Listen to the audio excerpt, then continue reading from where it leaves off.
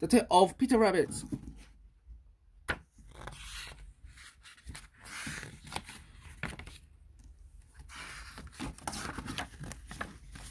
Once upon a time, there were 4 little rabbits, and their names were Flopsy, Mopsy, Cottontail, and Peter. They lived with their mother in a sandbank underneath the root of a very big fir tree.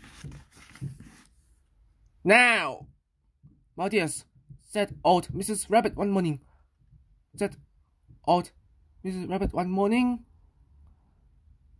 "You may go into the fields or down the lane, but don't go into Mr. McGregor's garden.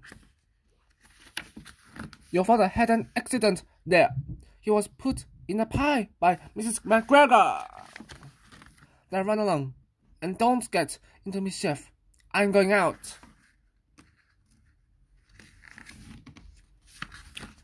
Then old Mrs. Rabbit took a basket and her umbrella, and went through the wood to the baker's. She bought a loaf of brown bread and 5 currant buns. Flopsy, Mopsy, and Cottontail, who were good little bunnies, went down the lane to gather blackberries. But Peter, who was very naughty, ran straight away to Mr. McGregor's garden and squeezed under the gate. First, he ate some lettuces and some French beans, and then he ate some radishes.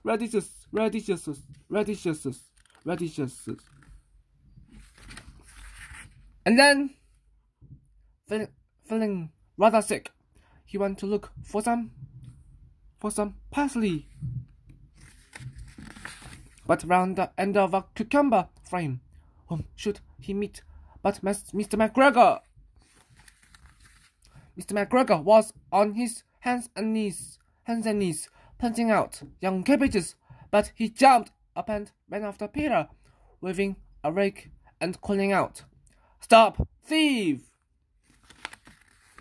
Peter was most dreadfully frightened. He rushed all over the garden, for he had forgotten the way back to the gate. He lost one of his shoes among the cabbages, and the other shoe amongst the potatoes.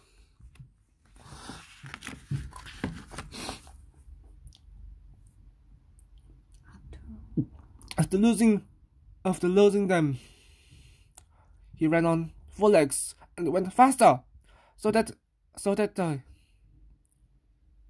I think he might have got away altogether if he had not unfortunately run into a gooseberry nut and got caught by the large buttons on his jacket.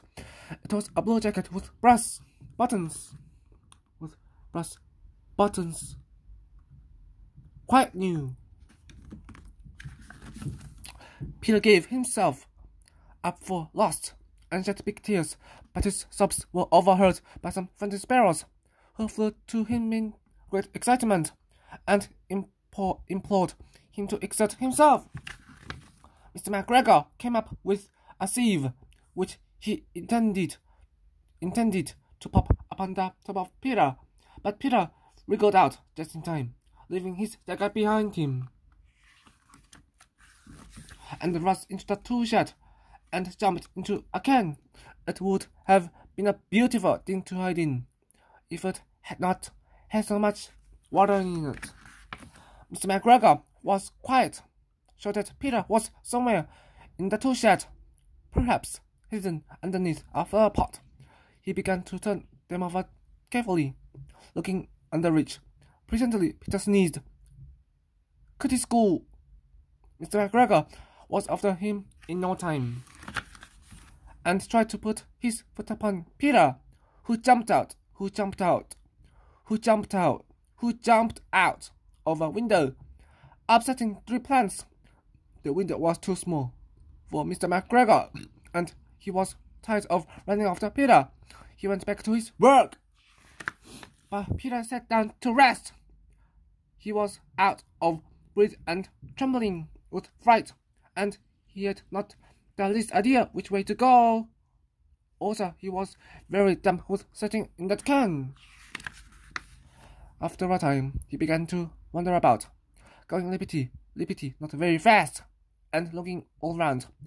He found that door in the wall, but it was locked, and there was no room for a fat little rabbit to squeeze underneath.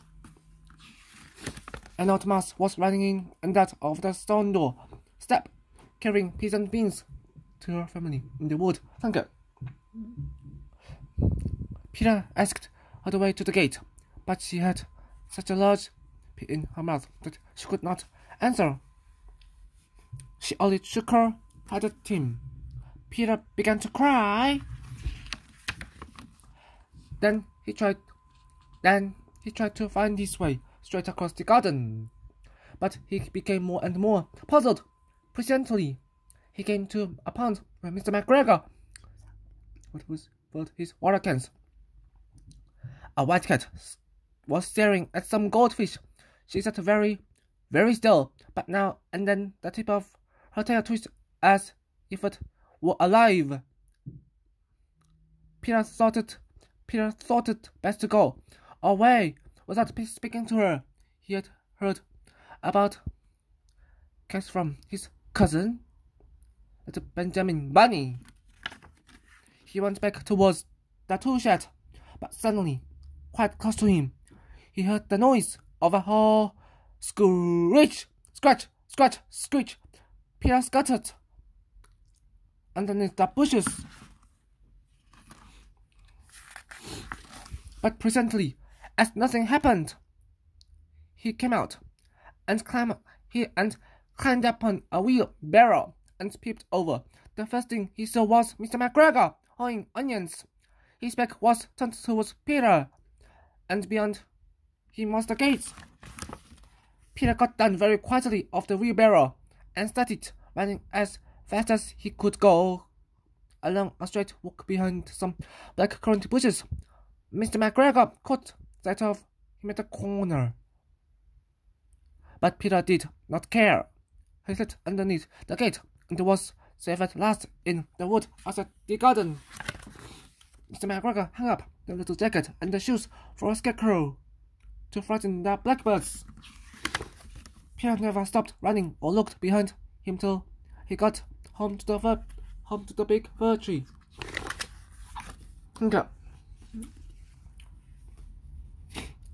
He was so tired that he flopped down upon the nice, soft sand on the floor of the rabbit hole, and shut his eyes. His mother was busy cooking. She wondered what he had done with his clothes. It was the second little jacket and pair of shoes that Peter had lost in a fortnight. I am sorry to say that Peter was not very well during the evening. His mother put him to bed. And made some chamomile tea, and she gave a dose of it to Peter, 1 tablespoonful, to be taken at bedtime.